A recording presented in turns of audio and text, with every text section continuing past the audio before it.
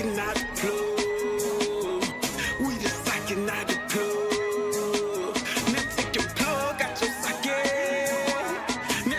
Hey, man, you already know what it is. So we're going straight into this thing, man. We got YCMG, Franko in the building. You know what I'm saying? What to do, Franko? Man, chilling. Appreciate you having me, for real. Hey, man, now you can go on and break down and tell them folk what YCMG mean, goddamn. You know, YCMG stand for Yacht Club Music Group. It's my the music group that, you know, I'm the CEO of. Okay. And you know, that's what I represent. That's the brand. That's what I stand behind. That's what I stand on, and that's what I'm trying to build. Amen.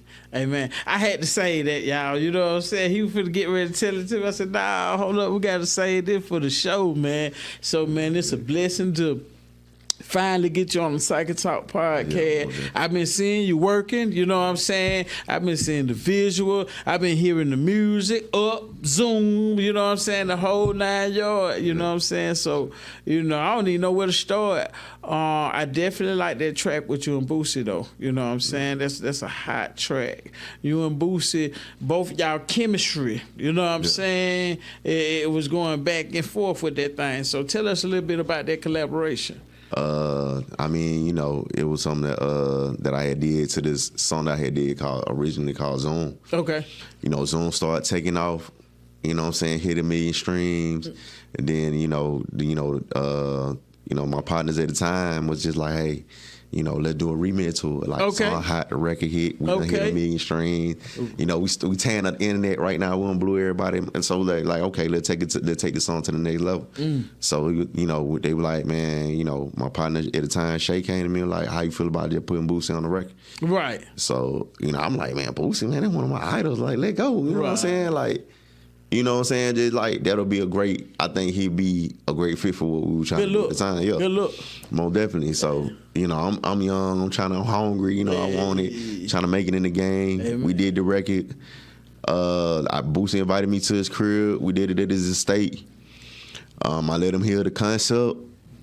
I pulled him to the side. You know, he pulled me to the side. You know, I asked him what he thought about the record. He pulled me to the side. He like, bro, I like it. He said it's repetitious. It's catchy. Right. He like people going, you know what I'm saying, really grasp onto it. Is it catchy? He like, man, I like it. You know what I'm saying? He like, it's a hit. Amen. And I was like, you know, I dapped him up. Right. And you know what I'm saying? We finished up, you know what I'm saying, the session and everything like that. And it was all love. So he a cool dude, you know what I'm saying, like in real life. Right. Like, for real. And you know, it's big when you can go to an artist that's already at the next level, and you can let him or her listen to your music, and they like it. Not they just getting on it, because you know when it's about that bad, everybody want to do it when it's about that bad. But when an artist can actually listen to your music, gravitate to your music, and say, okay, I can see myself on that. You know what I'm saying? So that's big. That's big. How do your music reflect your personal experience and belief? For my personal experience, I mean, I don't rap about nothing. I don't talk about nothing that I either haven't lived, or that I'm, you know, currently living. I think, you know, going back to, you know, my first album, Chronicles of Franko 1, because we in the production of Chronicles of Franko 2, which is the second album. I think from my first album to my second album, you can definitely tell the transition from, you know, the way that I arrange my songs to who I got doing my production, down to who's doing my beats, to, you know, I've been working with some of the best producers and stuff like that. So, you know, it's just, with me, it just is growth. Like, you know, the first album, I'm in the streets, I'm thugging it, you know, I'm dope, boy, we trapping, we doing the typical, you know what I'm saying, African-American male, you know, from the streets, what we do. Right. And then this album is more so on, you know, I'm grown, let's talk to accountants. Let's talk, you know, offshore accounts. We talking yacht, Basquiat, you know what I'm saying? Like on a whole nother level, like transitioning from the streets just to, you know, on some business, talking about, you know, building brands and businesses and, you know, those type of things, just on some grown, you know, just grown. We ain't on that young and dumb no more. Growth and development. A lot of people don't realize that it's good when your music can show growth. When people, like Rich Homie Quan, when he first came out, he used to have struggle music. You know, he had a lot of music with pain in there. But he said as he elevated and he went to the next level, he couldn't rap about pain all the time because he had kind of passed that pain stage. Now I'm getting money. You see what I'm saying? So now I'm rapping about a little bit more of where I'm going, and I might share a little bit of where I came from, but it's more of where I'm going. That's where you basically, you know, with the growth and development, that's what the business is. And how long you been doing music? Man, I've been doing music, you know, 10 plus years, like seriously. But I mean, I've been messing, tampering with it like since I was a kid. Like I started writing at like 7 or 8, just playing with it. You know what I'm saying? Right. And just like over the years, like in my more so in my like latter teen years, that's when I really started like developing like understanding like from freestyling to from being, because I used to just freestyle when I first started rapping. Like I get out top of the dome you all day, right? And then you know I flipped it up and started learning how to actually write, translate a lot of stuff, you know, to the pen. And, right. You know, now I can just double-edged sword. You know what I'm saying? Top of the dome. Amen. I can write it down. Amen. However you want to do it. So who were some of the artists that influenced you growing up, you know what I'm saying, in the era that you came up in? Definitely got to give shots out to Pop, man. Pop was like the most influential. You know what I'm saying? Really, to me, you know, they're gonna always, in my book, gonna always be the greatest of all time. Yeah, man. definitely. Like that man was able to do things that just, you know what I'm saying, that changed the culture, man. You know what I'm saying? For like 25 years. Yeah, big fat. And even since he ain't been here with us, I mean, his influence and how powerful he still is. Yes. Like everybody still chasing his title. So, you know what I'm saying? Shout out to Tupac Shakur for being, you know what I'm saying, one of my like the true inspiration behind why I even started taking the journey in music. And, you know, definitely got to give, you know what I'm saying, Sugar Hill Gang, you know what I'm saying, shout out to, you know, NWA, you know what I'm saying, like the MC Lights, and, you know what I'm saying, you know, I know the history of the, you know what I'm saying, the history of the culture, you know what I'm saying. You come from a lyrical background. Oh, yeah, most definitely. You know, because now, you know, I don't knock it because I know it's art, and people, if you're an artist, you can paint the picture how you want to, but you come from a time and an era where there was substance in the music, so it makes you still produce substance because that's where you came from. You know what I'm saying? Yeah, for sure. Definitely. With the current state of hip hop being how it is now, what you say your music, what about your music that is going to stand out above everybody else's? I mean, with my music, it's just a different type of sound. Okay. You know what I'm saying? I work with different type of producers. I think, you know, just listening to the production of Chronicles of Franko 2 versus 1 is just different. My sound is just different. And I don't feel like I sound like everybody else. You know, I might style some of the way I spit, maybe a bar or two behind something I've heard before, but you know what I'm saying, it's my sound, you know what I'm saying? Right. Like it don't sound like them, but it might emulate, okay, that shit, it might have been the way Dolph might have spit that part, or Hov might have did it, you know what I'm saying? Or something like that. Right. But is my interpretation of it is like not exactly how they did it, but you know, kind of close to it. Amen. Do you prefer performing live? You know what I'm saying? Without the, like, you know, because you got two ways to perform. You got the performance where you can perform with your show track, you know what I'm saying, performing live, you know what I'm saying? And then you got the performance where you perform with all your lyrics behind you. Which one you prefer? I mean, the way me and my, you know what I'm saying, shout out to Jack Brown, you know, that's my engineer. Also, that's 2 Chainz engineers. Okay, shouts out to Jack Brown. Shout out to Jack Brown, Black Hole Studios. That's why I've been, you know, recording the whole Chronicles of Franko 2. But the way Jack send me them tracks back, right? You gotta know your verses. See, you got to. Yeah, and I like to know my stuff anyway because you know what I'm saying, I be wanting to engage the crowd. You know what I'm saying, like to get really, you know, the key to being a successful performer is being able to engage the crowd. Amen. There's never been an issue for me when it came to engaging the crowd. And then it just it's who pockets want to, you know what I'm saying, play for me to come stand up on the stage. You know what I'm saying? Once I do what I do. So. Amen. And it's deep because when the microphone just say that the DJ playing the music and it just stop.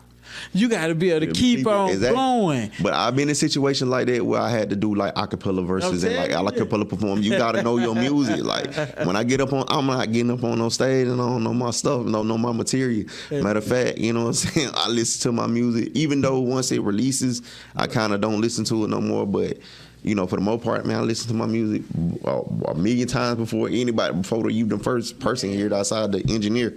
I got one on repeat right now on Spotify, man. I done listened to it 100 times already today. But I'm my biggest motivation, so I already know exactly where you're coming from. What can your fans expect from you in the future? I mean, they can just expect me to be me. They can expect me to be real. They can expect me to be authentic.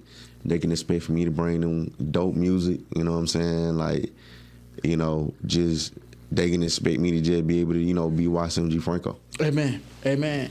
So let's talk about this track Up. You know what I'm saying? Talk about Up. What inspired this track Up? Who produced it and what inspired it? Up came from a place of, you know what I'm saying, I was, you know, looking at where, you know, where I came from and where I'm at, you know, financially, you know what I'm saying, in life, and how I've elevated from, like, when I say nothing, below nothing. You know what I'm saying? I ain't ashamed to tell people that I was that nigga that was so poor I was eating out the trash can. You know what I'm saying? That type of broke. I've been to the bottom of the bottom. So, you know what I'm saying, being able to just look at where I'm at now, I'm just like, man, I'm all the way up. Amen. And I was like, it was catchy, it was simple. I'm like, it's easy for people. Like, my 4-year-old daughter, as soon as when she heard this how I knew it was a hit. When I let my kids don't like none of my music. And when I brought that track home and I let them babies hear it, right. And my 3-year-old, she was 3-year-old at the time, like, Daddy, up. I was like, yeah. That's it right though. But see, you know what? What I like, a lot of people don't like to share the struggle, and they don't understand by you sharing your story that there's somebody out there that's listening, that's going through, that's ready to give up, but just hearing and embracing what you saying, let them know like, hey, what? You can make it too. You know what I'm saying? Only thing you gotta do is keep on pushing. You know what I'm saying? So definitely, man, keep doing what you do. You know what I'm saying? Do you get involved with like charities or causes that are important to you? You know what I'm saying? Most definitely. This past Christmas, I went and did a charity drive where we was getting out, you know, baskets to families in need and stuff like that. You know, I donate the money to different charitable organizations. Right. You know, I do a lot, you know what I'm saying, for the community, you know what I'm saying, because, you know, I remember, you know what I'm saying, when, you know, I know where I come from. Amen. And I definitely want to be, you know, it's a blessing to receive, but it's also a blessing to give. So, bigger blessing. You know what I'm saying? Like, yeah, it really is. Amen. So anybody I can reach and can help and I can be, you know, a blessing towards any organization, you know what I'm saying? That's what I do. I love getting back. Amen. Amen. So how do you, let me ask you this, how do you deal, because I know we all got them. Some we know about, some we don't. How do you deal with your haters and your trolls? Man, I just tune everything out, man. I ain't even paying attention to none of that. If somebody hating on me, bro, I wouldn't even know. Amen. You want to know why? Because I'm in my own lane, ride my own wave. Amen. Amen. And who that was, I think that was Snoop Dogg. It's like, because I just don't give a fuck. You know what I'm saying? One thing I learned about this industry, you got to have one of those type of mind state. You know, because a lot of times people who don't care nothing about you or have an opinion about you. And you might value their opinion when they don't even give a fuck about you. Oh, man, y'all ain't going to pray with me, man. But, hey, we definitely appreciate you coming and chopping it up with us on the SocketTalk podcast. Man, I ain't gonna lie, man. It's an honor just seeing him. Man, you know how long I've been want to be on this like podcast with you, bro. I've been like trying to get here for a minute. Hey, like, man, I'm a fan. You know what I'm saying? It's a blessing to have you on here. You know what I'm saying? When we drop this episode, I need everybody to click them views, them likes. We need to run this thing up. up. We need 20K off top. You know what I'm saying? Yeah, Did the second episode. So, man, we going up the strong way. Shots out to Evan Vision, man. Got to give up for the big dog, man. You want to slide in the magazine, y'all tap in, man. Combined magazine, man. One of the biggest, man. We got a big, and then we're gonna get.